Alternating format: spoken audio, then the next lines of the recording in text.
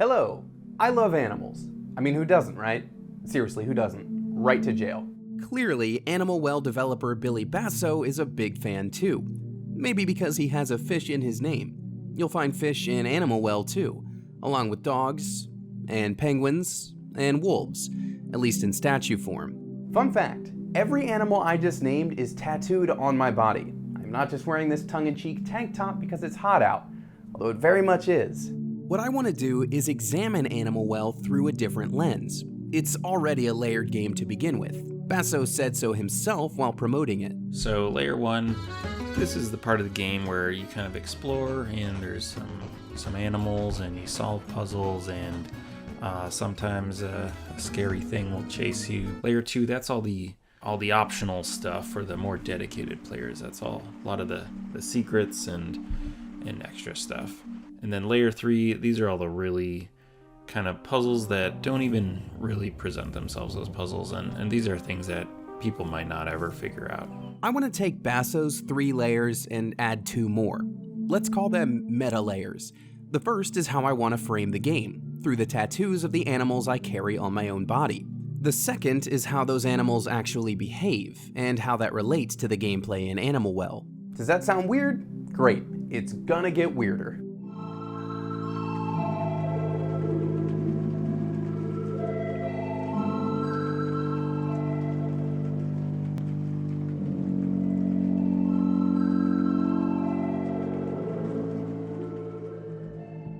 In the simplest terms, Animal Well is a Metroidvania, a genre I've spent a lot of time covering on this channel. In most games of that genre, you increase your power by learning new abilities. These can augment your attacks or give you new ways to explore the world. In Animal Well's case, you never feel stronger necessarily, but you do get new toys to play with. And I mean that literally. Animal Well's power-ups take the form of children's toys, like a bubble wand or a yo-yo. I'm not here to explain what all these things in the game mean, and I'm not here to show you a bunch of puzzle solutions either, although I did include that spoiler warning earlier because this video will inevitably show some of them. This also isn't a guide or a review. This is an analysis, something to get us all thinking. That's what Animal Well wants us to do. It is a puzzle game after all. I was trying to give people the experience of finding something new in a place they've already been before. We've all seen Metroidvanias before, and, well, my tattoos are obviously super familiar to me. They are here forever. So let's put these concepts together. My arms have a total of 9 animals inked across them. I've got a dog paw, a fish, a snake, a penguin family, a wolf, a bear, a deer, a panther, and a rhino. Of those, I've seen these 6 in the game.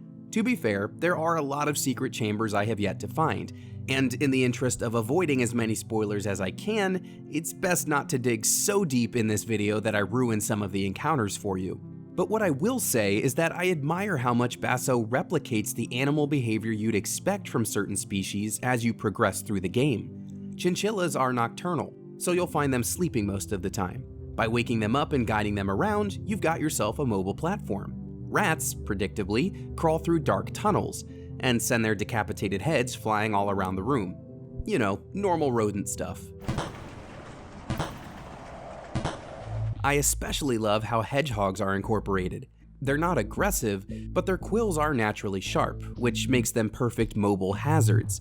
In Animal Well, they crawl along platforms to make your jumps just a little more difficult, like the zoomers in Metroid. For the 6 animals I want to highlight, I'll be going in the order in which I found them, more or less. Yours will probably be different, because another wonderful thing about this game is that you can pick any direction to explore as you light the 4 boss flames. When I first went northwest, I was not prepared. There are a good number of dogs in Animal Well, and man's best friend is quite aggressive here. Maybe that's because we're not playing as a man in this game. The protagonist here is a little nondescript blob of goop. Being chased by a dog is something so common that it doesn't really need explaining, but this would be a pretty short video if I didn't elaborate on my points. London's dog and cat home Battersea puts it simply. Almost every dog has a natural tendency towards some chase or predatory behavior, and this can be triggered by something they see, smell, or hear. Our little blob is probably all 3 of those in one. a round object they haven't seen before that probably smells like Jell-O, making little plop-plop noises as it jumps around inside the well. I mean, what kind of dog isn't gonna chomp down on that? I am 100% certain that our husky Lily would have gobbled up a little round gelatin man if she got the chance. Fortunately, you can avoid getting chewed up if you distract the dogs with a disc, one of your main power-ups. Again, this is very normal to us. Fetch is one of the best ways to play into a dog's instinct of running around, and it's a safe path for us to slip by Animal Well's aggressive canines. Speaking of slipping, the penguins in Animal Well like to slide their way through the ice caverns in their portion of the map. Basso found a clever way to fuse this natural habitat with the common behavior of penguins, leading to some smart platforming challenges. According to the Woods Hole Oceanographic Institution, penguins slide across the ice and snow for one simple reason: it's faster than walking. It definitely seems more convenient than waddling along on those big flippers. Tobogganing, as this belly sliding is called, makes for a great obstacle in Animal Well. The force of the crested penguins can break through the rock formations in your way, but it's also enough to squash you if you're not careful. Additionally, you can find what appears to be a trio of penguin statues in the central hub, and there's usually a piece of fruit at their feet so that you can top off your health. You already know those dog bites and penguin belly flops can hurt. If we pause for just a moment at these statues, there's something to be said about the docile and nurturing nature of penguins too. In my case, my sleeve shows a happy little penguin family. I see the same thing in the trio here, and being able to refill your health every time you pass by is a nice nod. After penguins come snakes. There's no great serpent looking to slurp you up here, but you can use these snaking pipes as a means of traveling around the world or solving particular puzzles. It's a special function of the bubble wand. Release a bubble near the mouth of one of these pipes, and it'll be caught in its jaw for a moment. Jump in, and you'll be whisked away. Now, yes, the mouths of these pipes look much more like fish than snakes, but the exit is definitely snake-like. Plus, the winding paths of these pipes are clearly deliberate. I know it's a stretch, but thank you for sticking with me. I told you it was gonna get weird. The twisty, unpredictable nature of these pipes brings to mind the movements of snakes themselves. It's almost mesmerizing to watch the way they slither along the ground, with their bodies rippling as each little pulse propels them forward. My snake weaves around all the other animals on my sleeve, illustrating the same craftiness and unpredictability. One of these snake pipes even conveniently drops you off by the penguin statues after getting the seahorse boss flame. Speaking of statues, that's the only form of wolf that I spotted in the game, but I did find them in two very different areas.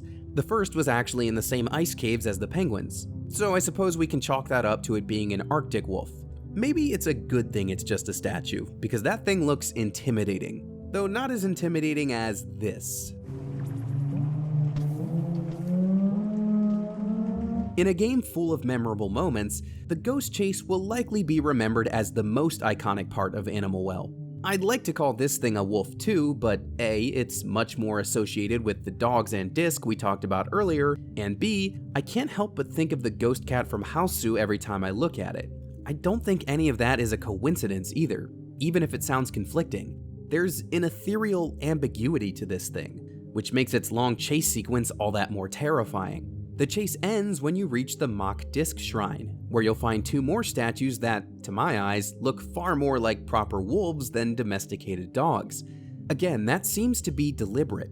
Wolves are often seen as spirit guides in Norse and Celtic legends, and that symbolism is all over this ghost chase. I know I gravitate toward the protective nature of wolves when I consider my artwork, and there's definitely a sense of security and protection when you reach this shrine. You can rest easy knowing the chase is over and the ghost has been put to rest. Now for the fish. There are some cool swordfish statues tucked away in the well, but what I want to focus on are the bubble-blowing fish you'll find in the aquatic parts of the map. These rainbow fish-looking little guys create rising platforms for you to ride. It's good practice for when you unlock the bubble wand later. Jumping across these can be tricky, but it's the only way to reach certain rooms. Mechanically, this process reminds me of Super Mario's elevators or donut lifts. We'll come back to everyone's favorite plumber in a moment. Behaviorally, I'm reminded of the way betas make bubble nests, and how pet fish will produce bubbles at the top of a tank if they need cleaner oxygen. Marrying that with a platforming section makes perfect sense for Animal Well. So again, credit to Billy Basso for thinking about how these different species would factor into the moment-to-moment gameplay. He's got bass in his name, I just have this little symbolic fish on my arm. Yeah, that's just a simple stick and poke. Hey, thank you for bearing with me on this. Bears. Yes, the final animal I want to talk about today is the bear. Now thankfully, I didn't actually encounter any living bears in Animal Well. There were enough giant species looking to kill me already. In this case, we can use bears to talk about another Metroidvania staple, fast travel.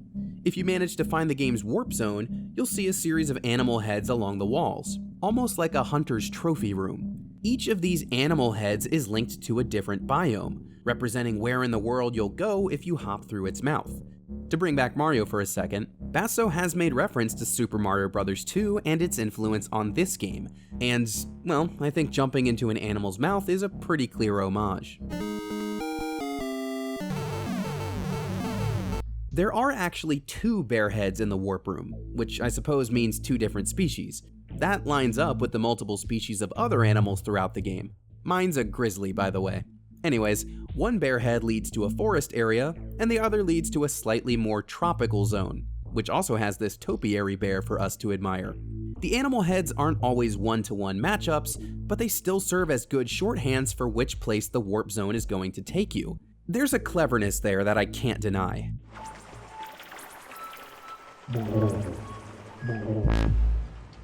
Nor can I deny that there's even more going on under the surface in Animal Well. Like I said at the top, this isn't meant to be an explainer video. Even having finished the game, there is only so much that I can contemplate and hypothesize about. Even Billy Basso himself seems content knowing that most players won't uncover the deepest secrets. These are all the really kind of puzzles that don't even really present themselves as puzzles, and these are things that people might not ever figure out. But I know they're there. Like Basso, I'm content to show off these tattoos without talking about the deeper meaning or why I have them in the first place. But you know what would make both of us happy? Playing Animal Well yourself and thinking about it. That's all this video is, a thought experiment. Usually my work has a much clearer thesis and firmer points, but in this case, I was just looking for some way to compartmentalize the game and start picking it apart. For me, that method was narrowing down the long list of animals to the ones I have drawn on my body. For you, it could be something completely different. So, I just encourage you to take a dip into Animal Well yourself. There are so many other secrets and species to discover, and I guarantee you'll gravitate towards whichever animals you already love in the real world. That's just one part of what makes this Metroidvania so magical. Even if he did leave out my #1 favorite animal. Hey, thank you so much for watching this video, and special thanks to my friend David for helping me take those pictures. If you like what I'm doing here on Framework, please hit that subscribe button in the middle. It would help me out an awful lot if you do. And if you want to check out some of the other stuff I've already cooked up, you can hit that link on the far left. Thanks for watching, and I'll see you next time.